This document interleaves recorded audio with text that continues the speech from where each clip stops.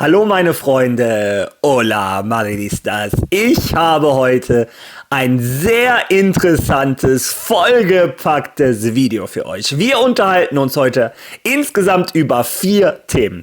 3 davon handeln natürlich über Real Madrid und das 4. Thema, das kommt am Ende des Videos, das hat zwar nicht unbedingt mit Real Madrid zu tun, aber ich kann euch so viel versprechen, es wird euch mindestens ein kleines Schmunzeln ins Gesicht bringen. Ja, wir fangen mit dem Hauptthema an. Vini Junior gegen den FC Valencia. Diese Auseinandersetzung geht in die nächste Runde. Was ist passiert? Vini Junior hat eine neue Dokumentation auf Netflix. Vini Baila. Und der FC Valencia droht Vini Junior und Netflix mit einer Anklage. Aber ihr kennt mich inzwischen. Wir antworten heute in diesem Video dem FC Valencia. Denn es gibt so ein paar verrückte YouTuber, die machen bei Rassismus keinen Spaß. Und ich habe auf meiner Festplatte mal geschaut, was ich so finde. Die Videos schauen wir uns gleich mal zusammen an und dann schauen wir mal, ob der FC Valencia wirklich vor Gericht gehen sollte oder lieber nicht. Ja, dann hat sich Fabrizio Romano geäußert zu Álvaro Carreras. Was ist der Stand der Dinge? Wird der Spanier der neue linke Verteidiger von Real Madrid oder vielleicht nicht? Denn auch da ist das 3. Thema. Alejandro Grimaldo, mein Wunsch linker Verteidiger, hat sich gestern zu Wort gemeldet und mehr oder weniger gesagt, dass er sehr gerne bei Real Madrid spielen würde. Ja, wie gesagt, dann am Ende noch die Überraschung. Also, ich sag einfach mal, viel Spaß beim Video.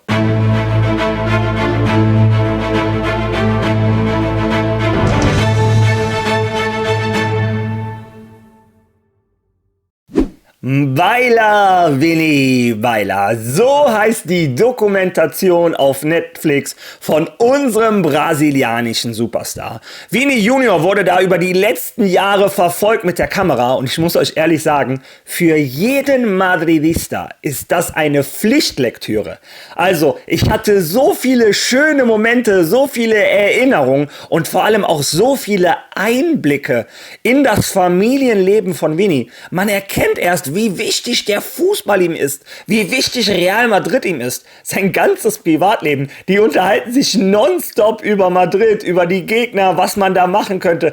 Extrem interessant, auch zu sehen, wie er mit seinen Verletzungen umgegangen ist. Wir können uns daran erinnern, Vini hat einen privilegierten Körper, der ist nicht dafür bekannt, oft verletzt zu sein. Und solchen Spielern, wenn die sich dann verletzen, die sind das nicht gewöhnt, das kann mit der Psyche etwas machen, aber er hat sich direkt Hilfe geholt und man hat auch gesehen, wie er sich entwickelt hat, wie er gereift ist über die letzten Jahre. Wenn man den Vini mit 18 guckt, okay, wie war jeder von uns mit 18, aber dann waren schon Momente, wo du gedacht hast, weiß ich nicht, ob du den Kopf an der richtigen Stelle hast, lass es nicht so formulieren. Aber man sieht, wie seriös er geworden ist, wie wichtig der Mittelpunkt in seinem Leben der Fußball geworden ist, wie familiär er ist. Also, wie gesagt, sehr emotionale, sehr schöne Dokumentation für jeden Madridista. Wie gesagt, ein Pflicht, ein Must-Watch. Und ich würde sagen, wenn die Vini-Hater sich mal die Zeit nehmen würden, diese Dokumentation zu schauen, oder zum Beispiel mein Video, denn wir kommen gleich zu einem guten Beispiel, dann würden die sehen, dass dieser Vini-Hate von der Presse an die weitergegeben wird. Vini wird geframed in eine wirklich schlimme Ecke und das ist das, was bei den Zuschauern ankommt. Und wie gesagt, ich würde mir wünschen, wenn die Leute sich mal ihre eigene Meinung bilden würden, wenn die wirklich mal beide Seiten sich anschauen würden. Ja, wie dem auch sei, eine der Seiten, die mit dieser Dokumentation überhaupt nicht einverstanden ist, ist der FC Valencia. Denn Vini, das Kamerateam etc., haben ganz klar aufgezeigt, was bei dem Skandalspiel damals bei Real Madrid oder besser gesagt Valencia gegen Real Madrid passiert ist. Wir erinnern uns an das Spiel, als der Vini vom ganzen Stadion rassistisch beleidigt wurde. Schon bevor er ins Stadion gegangen ist. Auf dem Feld ist die Lage eskaliert. Vini wollte runter vom Platz. Er hat auch in der Dokumentation gesagt, ich bin nur geblieben, weil meine Mannschaftskameraden, meine Kollegen, der Schiedsrichter alle gesagt haben, bitte spiel weiter, bitte spiel weiter. Und der Burgos Bengoechea, der Schiedsrichter, der die Kullertränen vor dem Pokalfinale hatte wegen seinem Sohn etc., der Typ hat Vini ins Gesicht gesagt, vertrau mir, noch ein Ruf und wir brechen das Ganze hier ab. Ja, die Rufe gingen weiter, es ist nichts passiert. Und kurze Zeit später hat der Vini eine rote Karte gegeben. Die Rassisten haben an dem Tag gewonnen und der Burgos Bengoechea hat das geschehen lassen. Und das Schlimmste an allem, ausgerechnet in dem Spiel, hat das VAR Bilder manipuliert.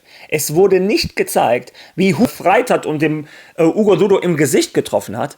Und dass diese Bilder manipuliert wurden, hat sogar danach ein Richter, ein unabhängiger Richter, der nichts mit Sport zu tun hatte, hat das so entschieden. Damit ihr mal seht, gegen was Real Madrid alles ankämpfen muss. Oder auch ein Vini Junior. Ja, wie dem auch sei, der FC Valencia, nachdem er die Dokumentation gesehen hat, hat er ein offizielles Statement veröffentlicht. Lesen wir uns das zusammen einmal durch. Angesichts der Ungerechtigkeit und der Unwahrheiten gegenüber den Fans des FC Valencias hat der Club vom Produzenten der Dokumentation schriftlich eine sofortige Richtigstellung der Geschehnisse in Mestalla verlangt, die nicht der Realität entsprechen. Wahrheit und Respekt. Oh, dass die sich wagen, über Wahrheit und Respekt zu reden. Naja, Wahrheit und Respekt gegenüber unseren Fans müssen siegen. Valencia behält sich das Recht vor, rechtliche Schritte einzuleiten. Naja, wie dem auch sei. Ich habe mir gedacht, liegt der FC Valencia vielleicht richtig? Haben wir alle ein falsches Spiel gesehen? Und dann habe ich mir gedacht, schauen wir mal, was auf der Festplatte von Mario noch so zu finden ist. Und fangen wir erstmal an mit, bevor das Spiel gestartet hat. Der Mannschaftsbus von Real Madrid hält an und hört euch das einmal an.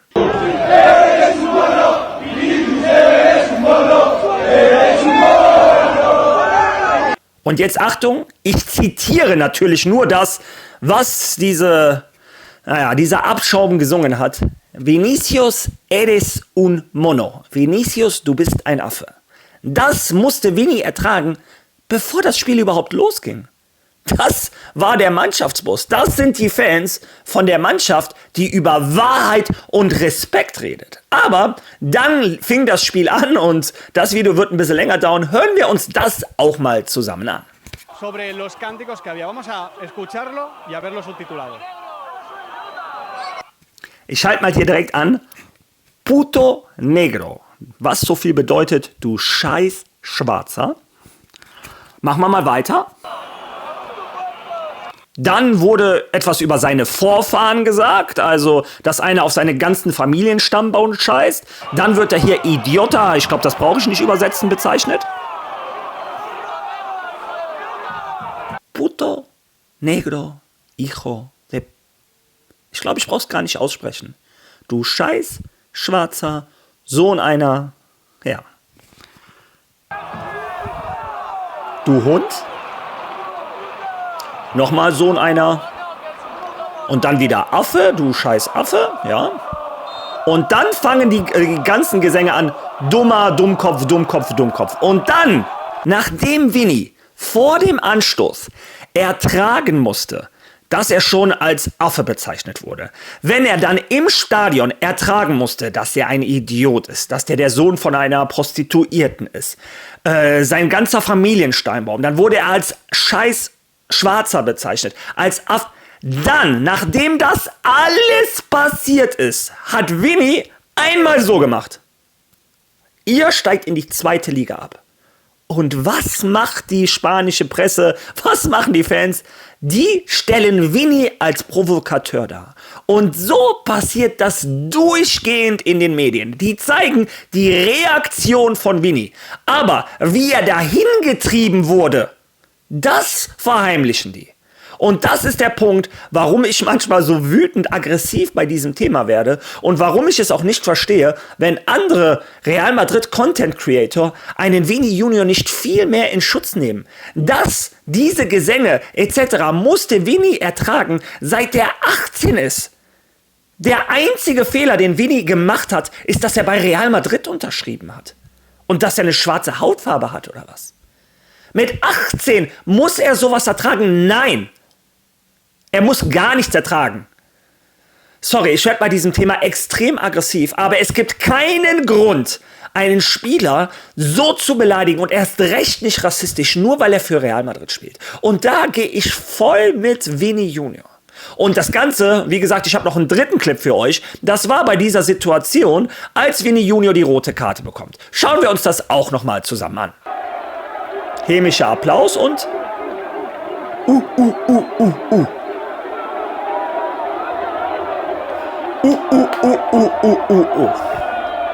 Und der FC Valencia redet über Respekt und Wahrheit.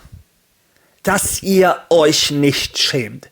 Ich hoffe, dass die eine Anzeige versuchen gegen Netflix und Vini Junior. Ich bin der Erste, der diese Videos nach Madrid zu Vini schicken würde, damit die in der Verteidigung vorgespielt werden. Damit die ganze Welt, ich meine, die ganze Welt hat schon gesehen, was im Stadion umgeht. Aber wie verblendet, in was für einer Realität muss man leben, dass man sich als FC Valencia als Institution dahinstellt und noch das Opfer spielt. Anstelle, dass die ihre Zuschauer, dass die sich für die schämen und verurteilen, was gegen Vini Junior passiert ist und sagen, die werden alle des Stadions verwiesen. Wir wollen hier ein Fußballfest genießen und keinen Rassisten einen Raum geben. Wie gesagt, das sind die Punkte, die mich am meisten ärgern. Auch, dass die Rassisten an dem Tag gewonnen haben, dass Vini mit Rot vom Platz musste. Aber wie gesagt, das ist das ideale, perfekte Beispiel, durch was Vini durch muss, seit er 18 Jahre ist. Dazu kommen dann noch die Tritte, wo die Schiedsrichter Vini Junior nicht unterstützen. Und dann wundert man sich auch, dass er da reagiert. Der wird getreten, geschlagen. Ich habe alles schon erlebt und die Schiedsrichter schützen ihn nicht. Aber weil Vini dann irgendwann, nachdem er monatelang getreten war, irgendwann sein Schutzschild angezogen hat und gesagt hat, wisst ihr was, ihr könnt mich alle mal, dann protestiere ich halt. Und jetzt ist er der Böse. Ungerechte Welt. Ja, wie dem auch sei. Ich bin komplett gespannt zu eurer Meinung zu diesem Thema. Es gibt viele unter euch, die Vini auch kritisieren, aber ich hoffe, ihr seht, durch was er gehen musste und versetzt euch mal in die Lage, wenn ihr 18 seid, ihr kommt in ein neues Land mit eurer Familie und das müsst ihr durchleben und ihr wisst ganz genau, eure Familie leidet natürlich genauso wie ihr, wenn die hört, was mit euch passiert. Wenn die ins Stadion geht und ein hören, wenn die ein Mono hören, wenn die etc. hören. Versetzt euch mal in die Lage und dann fragt euch, ob ihr immer einen coolen Kopf bewahren könntet. Ja. Wie dem auch sei, Schluss jetzt mit diesem traurigen Thema. Das macht mich sehr aggro. Ich verspreche euch, der Rest des Videos wird auf jeden Fall etwas positiver. Ja, fangen wir mal mit der ersten positiven Nachricht an. Fabrizio Romano hat sich geäußert zum neuen linken Verteidiger, den Real Madrid anscheinend haben möchte, Álvaro Carreras. Hören wir dem Italiener einmal zu.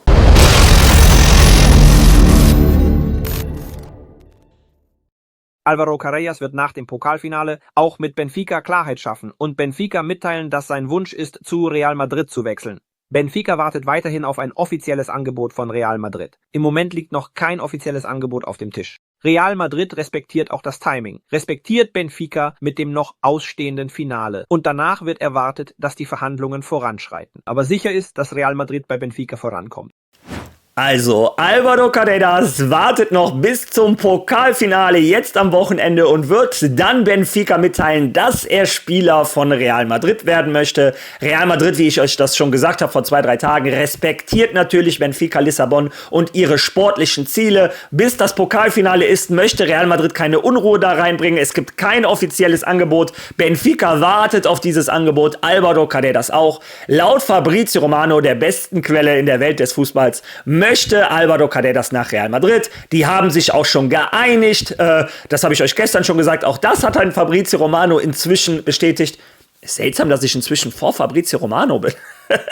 Naja, wie dem auch sei. Also alle Wege scheinen dahin zu führen, dass Álvaro Carreras der neue linke Verteidiger von Real Madrid ist. Beide Parteien wollen das. Mal schauen, wie hart Benfica Lissabon verhandelt. Ich habe euch schon gesagt, das ist die einzige Befürchtung, die ich habe. Benfica Lissabon ist dafür bekannt, sehr hart, sehr teuer zu verkaufen. Mal schauen, wie weit sie runtergehen. Aber sie wissen ja auch, Manchester United könnte ihn für 15 Millionen zurückkaufen. Und ich schätze mal, wenn Madrid zur Not zu Manchester United geht und sagt, wisst ihr was, wir geben euch für den 25, dass Benfica auch merkt, ich muss hier vielleicht was reagieren. Ich bin gespannt. Aber wer mit dieser Situation noch nicht ganz abgeschlossen hat, ist einer meiner Lieblingslinken Verteidiger in der Welt des Fußballs, Alejandro Grimaldo. Der war gestern bei El Chiringuito. Ich sag's immer wieder, Chiringuito ist für mich keine Sportsendung, das ist für mich eine Trash-Talkshow, in der zufälligerweise über Fußball geredet wird. Aber die sind nun mal so groß, dass die Interviews mit den Protagonisten bekommen. Und ein Alejandro Grimaldo wurde gestern da interviewt, gefragt, eingeladen und er wurde auch zu Real Madrid gefragt. Und hört euch hier die Antwort des Verteidigers von Bayer Leverkusen an.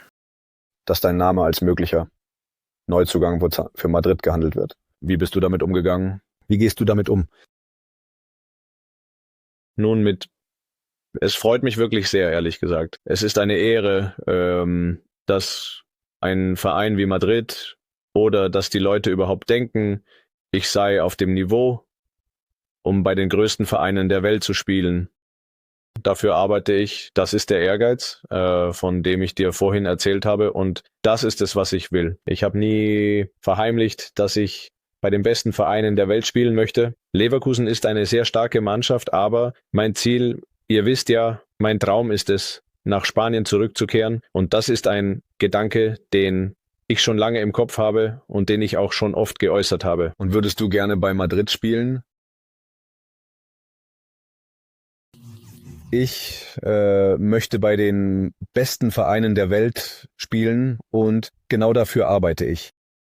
Wenn sich die Gelegenheit ergibt, bei einem großen Verein zu spielen, werde ich sie ergreifen. Ja, wie ihr hört, er wünscht sich zurück nach Spanien zu kommen und wenn eine Mannschaft wie Real Madrid kommen würde, würde er natürlich ja sagen. Es ist eine Ehre überhaupt für ihn, dass eine Mannschaft oder dass er mit einer Mannschaft wie Real Madrid in Verbindung gebracht wird. Sein großes Ziel ist es, zu einer großen Mannschaft zu kommen. Er ist dankbar in Leverkusen, aber er möchte den nächsten Step und er möchte diesen Step in Spanien. Also da gibt es ja keine große Auswahl.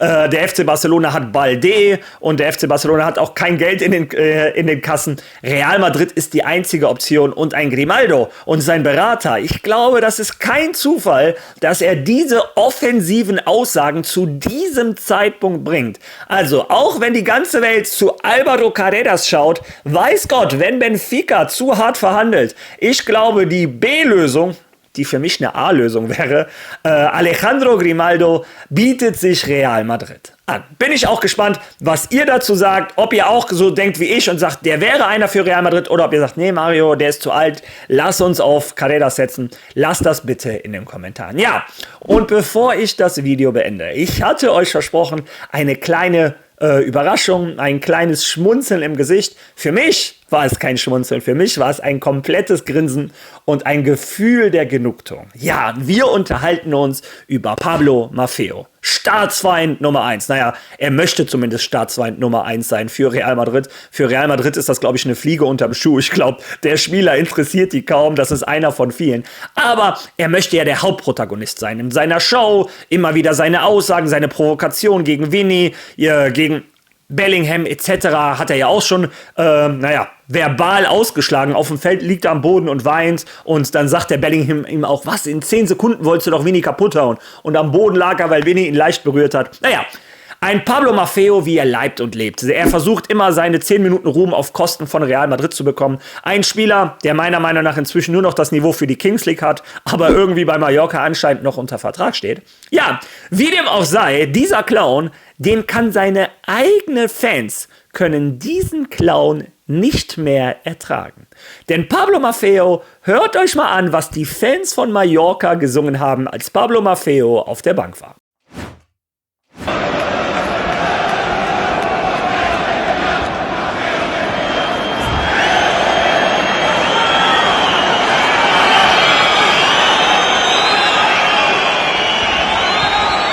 Ja, für diejenigen unter euch, die kein Spanisch sprechen, Maffeo vete ya heißt Maffeo, hau endlich ab. Und die Fans von Mallorca singen Maffeo, hau endlich ab, hau endlich ab. Oh, selbst die Fans von Mallorca können diesen Clown nicht mehr ertragen. Wie gesagt, Für euch mag es ein kleines Schmunzeln sein, lasst das in den Kommentaren. Für mich sind das inzwischen 12 Stunden Genugtuung und Freude. Also, ich freue mich, wenn dieser Typ nur noch irgendwo in der Kings League ist, dann brauche ich den nicht mehr ertragen. Ja, wie dem auch sei, ein vollgepacktes Video hatte ich euch versprochen, ein vollgepacktes Video habe ich euch geliefert. Was sagt ihr zu der Situation zwischen Valencia und Vini? Was sagt ihr zur Situation und Alvaro Carreras, Grimaldo, Fabrizio Romano etc.? Was ist eure Meinung zum neuen linken Verteidiger? Und wenn ihr mir noch einen persönlichen Gefallen tut, was sagt ihr zu Pablo Maffeo? Lasst das bitte in den Kommentaren und wenn ihr schon mal da seid, liken nicht vergessen, teilen, followen etc. Ihr unterstützt mich auf dem Weg, der größte deutschsprachige Real Madrid YouTuber zu werden. Ich glaube, an dem Tag gibt es eine dicke Verlosung. Aber bis dahin sage ich einfach mal, bis morgen und à la Madrid!